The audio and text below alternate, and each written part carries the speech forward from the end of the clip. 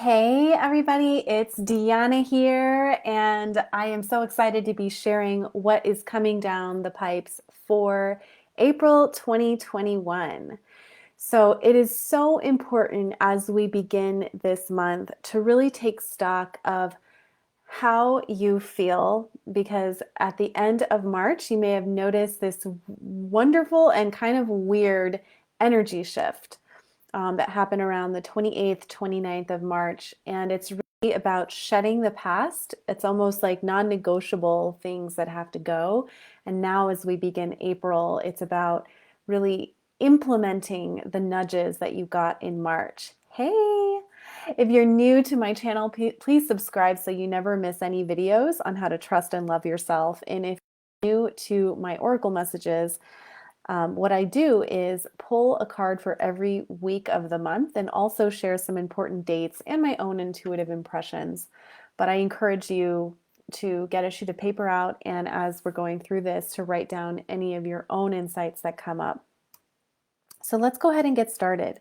The theme of April is accumulation, accolades, and assertive grace. Now, what I mean by that is, again, energy has accumulated, emotions may be accumulating, and this is a month where you get to really sift through them and say, wow, I no longer choose to feel that way, or I don't need this heavy emotion, or you know what, I focus on this instead.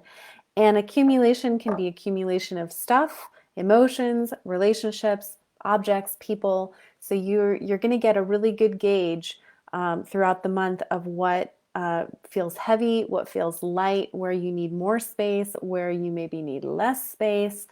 And also celebrating your accolades. So celebrating all of the karmic lessons that you've learned up to this point in the year, and really embracing all of the things that want to come your way. So creating space for the universe to delight you.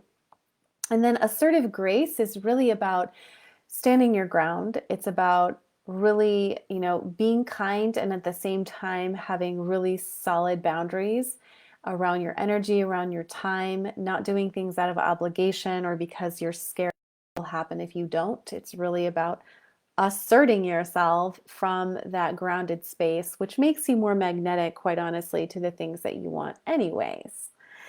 So for the first week in April, which is really short, worth waiting for. And again, you may see all kinds of messages in this card, but what I get says your patience will be rewarded. So these couple of days, these couple of days, April 1st, 2nd, and 3rd, are really about taking stock of where you've been and where you want to go, and being patient. So things might be not ready to germinate quite yet. You may not know what the landscape holds for you for April, but you know that you're going to wait for the right thing instead of just barreling ahead because you feel anxious or insecure, because things may feel slow.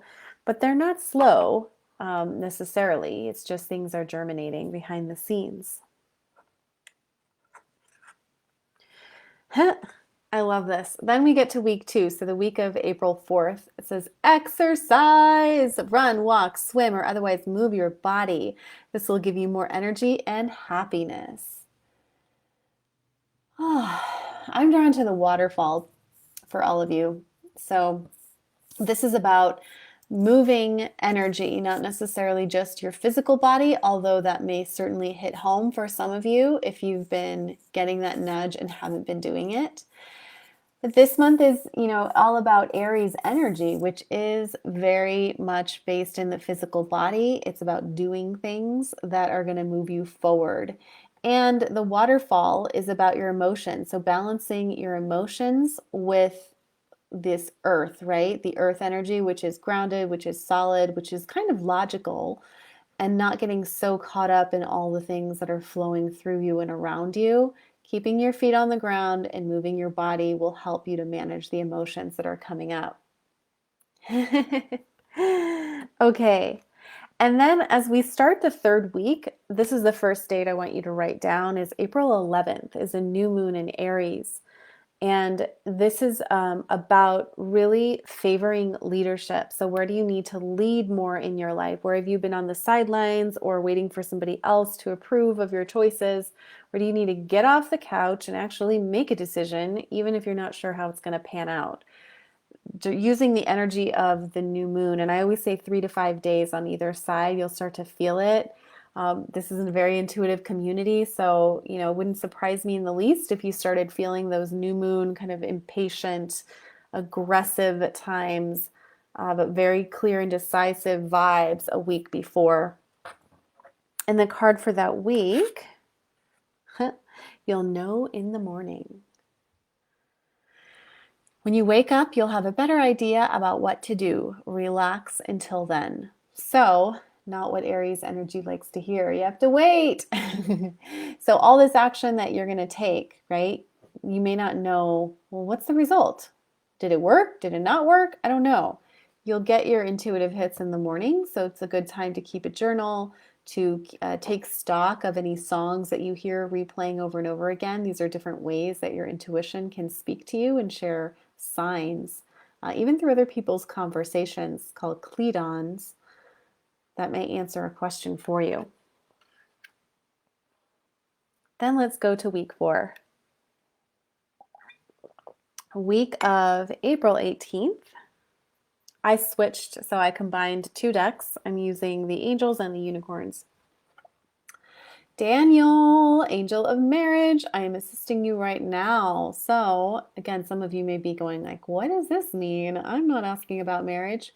But in week 4, it's about being married to the divine. Where do you need to stop really, digging your heels in and trying to do it all yourself? And where can you partner up with people?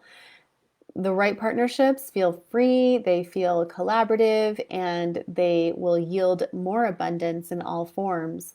Now, if you are looking at this and you're thinking, wow, I really would like to get married, I'm contemplating getting engaged, this might hit home for you and be a direct message. Yes, it's time to do that. It's time to make a decision.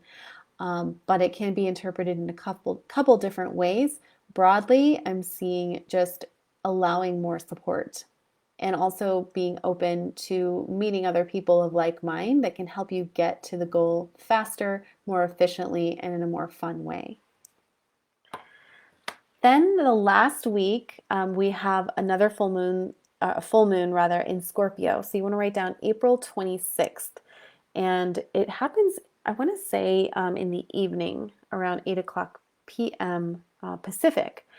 And, full moons are about culminations. It's about illuminating insights. So all month stuff has been brewing. You may have been putting out fires. You may have been taking risks and you're just like, oh my gosh, I've been throwing spaghetti at the wall, trying to manage my emotions. I don't know if any of it's stuck. Like, how do I know? Get to this last week in this beautiful full moon in Scorpio and you'll know. It's very black and white. Yes, it worked. No, it didn't. Do this, stop doing that. Very supportive, direct energy. And if you've been wanting some more romance, you can get that. So Chantal says, new romance is imminent, either with a newcomer or through reignited passion in your existing relationship. Woohoo! Be open to giving and receiving love. So I love ending the month on this note. This is also a card about vulnerability and feeling safe to be vulnerable, letting yourself be seen, showing the real you, not trying to hide, and knowing that you can accept the beauty in yourself and other people, and even situations that are challenging. That will actually give you a lot of, ammo, as it were, for the rest of the year, because you're going to be getting nudges that don't come from a place of fear or insecurity, but from true intuitive wisdom.